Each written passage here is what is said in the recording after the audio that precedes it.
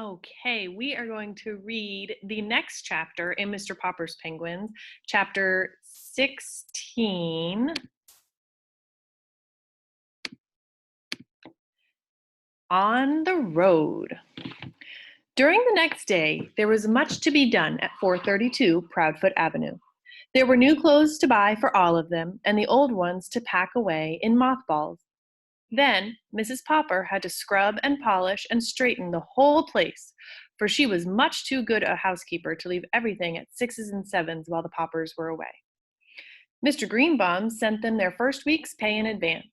The first thing they did was to pay off the man who had installed the freezing plant in the basement.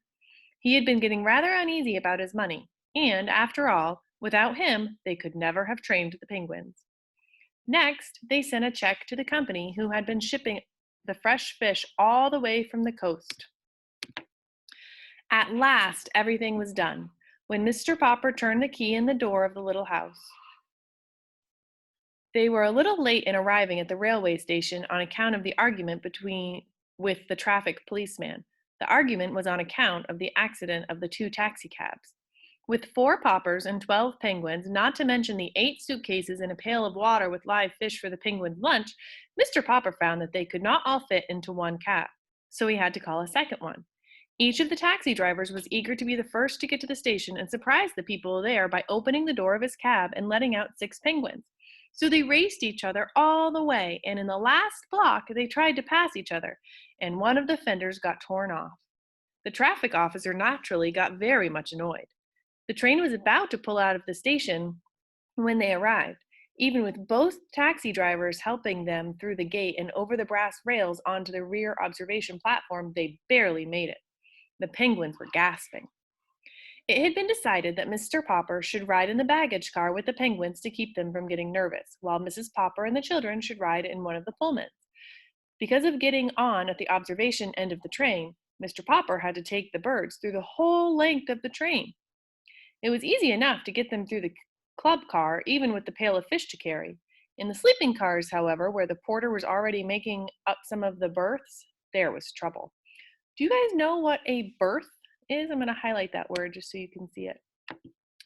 What do you think another word for a berth is? A bed. A bed in something like a ship or a train. That's called a berth, kind of like a bunk bed. The porter's ladders offered too much temptation to the penguins. There were a dozen happy orcs from a dozen ecstatic beaks.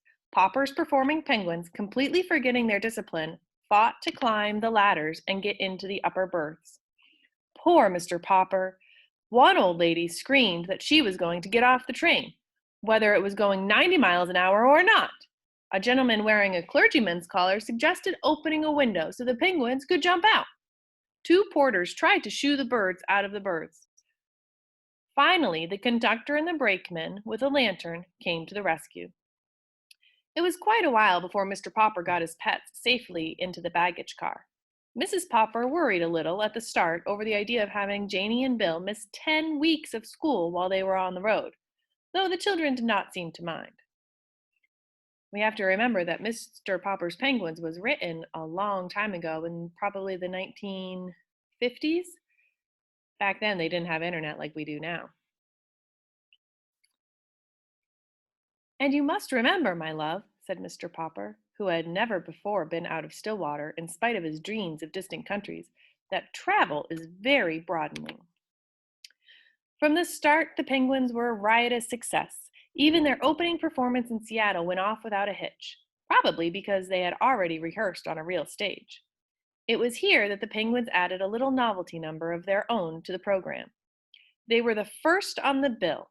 When they finished their regular act, the audience went wild. They clapped and stamped and roared for more of Popper's performing penguins.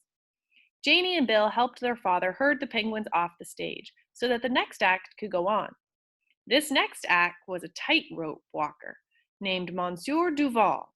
The trouble was that instead of watching him from the wings as they should have done, the penguins got interested and walked out on stage again to watch him more closely.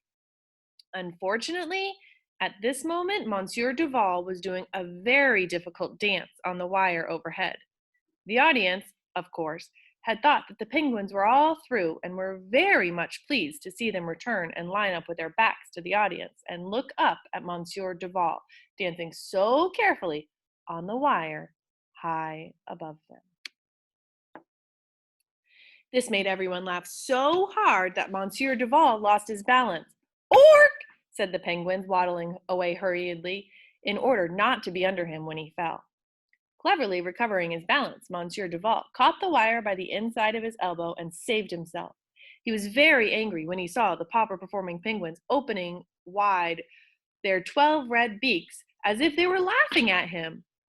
"Go away, you stupid things," he said to them in French. "Ork?"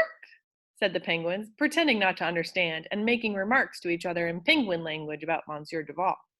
And whenever they appeared, the more they interfered with the other acts on the program, the better the audiences liked them.